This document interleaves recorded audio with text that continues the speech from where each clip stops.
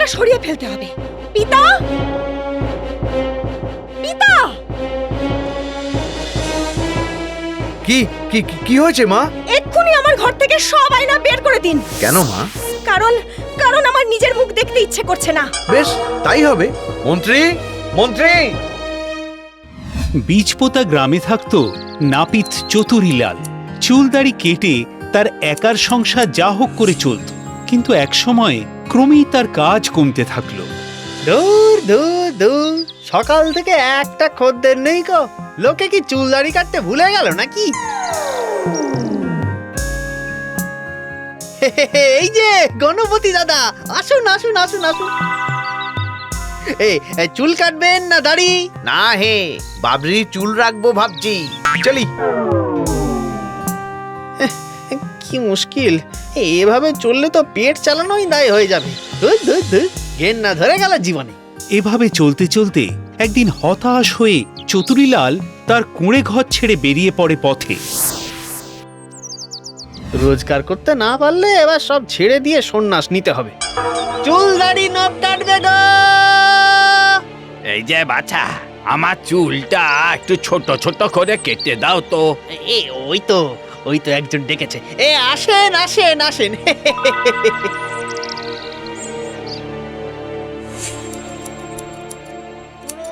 শুনুন শুনুন, রাজ্যের রাজকন্যা খুব অসুস্থ। যে তাকে সুস্থ করতে পারবে তাকে রাজামশাই যথাযোগ্য পুরস্কার দেবে। রাজকন্যার সঙ্গে তার বিবাহ দেয়া হবে। হ্যাঁ, রাজকন্যার সাথে বিবাহ? হ্যাঁ তো, তুমি জানো না বুঝি? আরে গোটা রাজ্যেই তো ঢেরা পেটানো হচ্ছে। না, আসলে আমি তো ভিন গাঁয়ের, তাই। আচ্ছা, ব্যাপারটা কি? রাজকন্যা তো ভীষণ অসুস্থ, কিছুতেই কিছু হচ্ছে না। তাই তো আমাদের রাজামশাই খুব চিন্তিত। আহাহাহা, আমি যদি বৈদ্য বা হাকিম হতাম। আচ্ছা, বলছি একবার চেষ্টা করে দেখবো নাকি দাদু? তা চেষ্টা করতে দোষ কি? তবে হ্যাঁ, সুস্থ করতে না পারলে কিন্তু রাজামশাই গর্দান নেবে। তা কোন দিকে রাজবাড়ি? ওই যে সামনের ভাতুড়ির জঙ্গল পেরিয়ে ওই পারে গেলে বেশ খানিকটা হাঁটতে হবে, তবে দেখতে পাবে। কই দেখি দেখি, তোমার আয়নাখানা দেখাও দেখি এখন।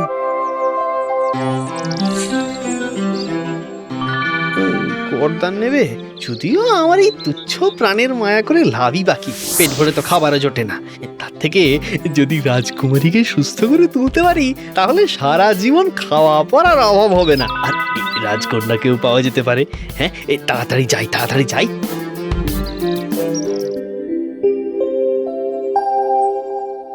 ওদিকে রাজকুমারী সারাদিন নিজের ঘরে শুয়ে থাকে, কোনো খাবারই সে মুখে দেয় না। মা বসুন্ধরা, তোমার জন্য ফল এনেছি। আমাকে বিরক্ত করো না তো, চলে যাও তোমরা, যাও বলছি।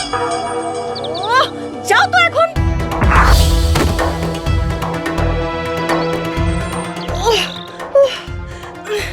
কি ভীষণ জোর ওর গায়ে। খাওয়া দাওয়া না করেও গায়ে এত জোর। এদিকে রাজ্যে রোজই বন্যজন্তুর আক্রমণে ঘোড়া, হাতি সব মারা যাচ্ছে। কি যে হচ্ছে! সিদ্ধান্ত যখন নিয়েই ফেলেছি, তখন একবার গিয়েই দেখি, তারপর না হয় দেখা যাবে। এদিকে রাত হলেই নিশ্চিন্তে বেরিয়ে পড়ে রাজকুমারী।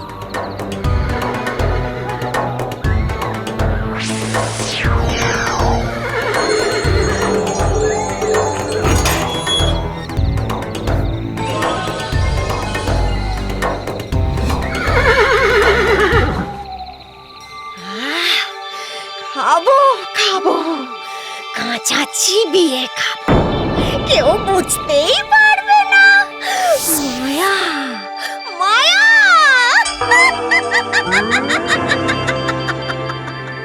বাপরে, কি গভীর জঙ্গল! না না, রাতে জঙ্গলে ঢোকাটা একদম উচিত হয়নি। নে চতুরীলাল, এবার তোর ইহজন্ম এখানেই শেষ। মনে হচ্ছে বাঘের পেটেই যাবি। হ্যাঁ, এই কে কাঁদে? এ তো কোনো মেয়ের গলা বলে মনে হচ্ছে। এই, কে কাঁদছো? কোথায় কাঁদছো? কে কাঁদে? কে? ওইটা একটা বাড়ি। কান্নাটা মনে হচ্ছে ওখান থেকেই আসছে। বোধহয় কেউ বিপদে পড়েছে। চতুরীলাল মন শক্ত করে সাহস এনে বাড়িটার দিকে এগিয়ে যায়, আর কান্নাটাও ক্রমশ তীব্র হয়। এই কে কে তুমি? এখানে বসে কাঁদছো কেন? উঠে এসো। কাছে যেতেই ছিটকে পড়ে চতুরীলাল। এটা কি হলো?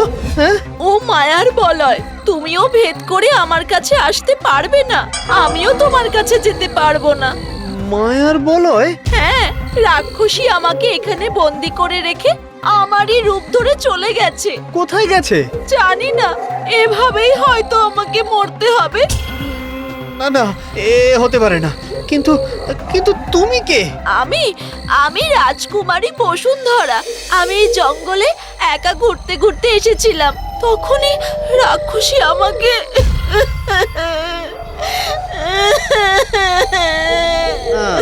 বুঝেছি, ভেবো না, তোমাকে আমি উদ্ধার করবই।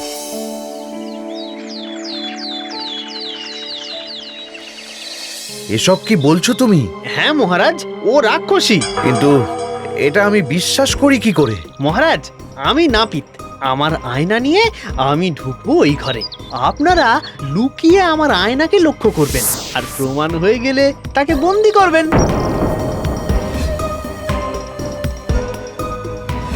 এই এই, কে তুমি? কি চাও? তুমি কে? আমি রাজকুমারী। তাই নাকি? তাহলে এটা কে? সরা সরা এটাকে, সরা। বেয়াদা!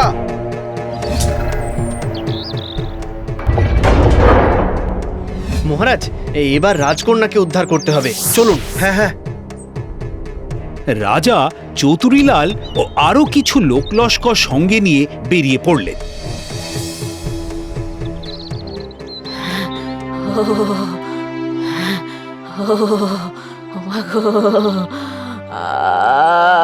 মাগো, কি ব্যথা, কি ব্যথা, আর পারছি না গো বাবা গো। ওরে ওরে, কেউ আমার এই নখটা তুলে দে রে। ও নইলে নইলে যে আমি এই ব্যথাতে মরে যাব রে। ওরে ওরে, কেউ বাঁচা রে। কি হয়েছে দিদিমা? ওই ওই ওই ওই নখকুনি, নখকুনি। আরে একদম চিন্তা করো না, আমি ঠিক করে দিচ্ছি। আরে কি হলো? এসো, ওদিকে যে আমার মেয়ে। মহারাজ, আমি হলাম নাপিত। আমার চোখের সামনে কেউ নকুনি হয়ে কষ্ট পাবে তা তো আর হতে পারে না। দেখুন, এইটা আমার কাজ। হ্যাঁ,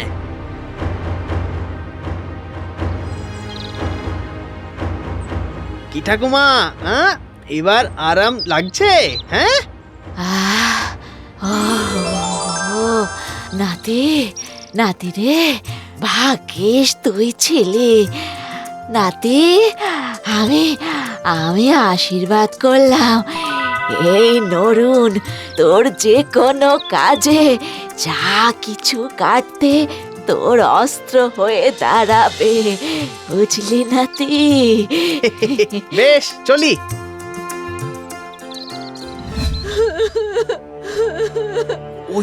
ওই তো কান্না আসছে। হ্যাঁ তো, ওই তো আমার মেয়ে বসুন্ধরার গলা।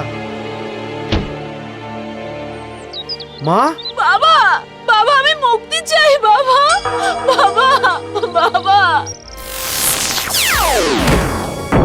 এটা কি হলো?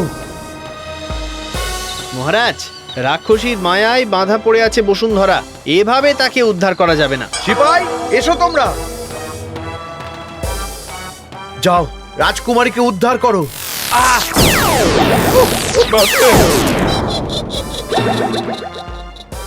কি সর্বনাশ! তাহলে হঠাৎই উড়ি দিদিমার কথা মনে পড়ে চতুরীলালের। সে তার বাক্স থেকে নরুনটা বার করে ও সেই মায়া বলয়ের উপর চালাতে থাকে। না না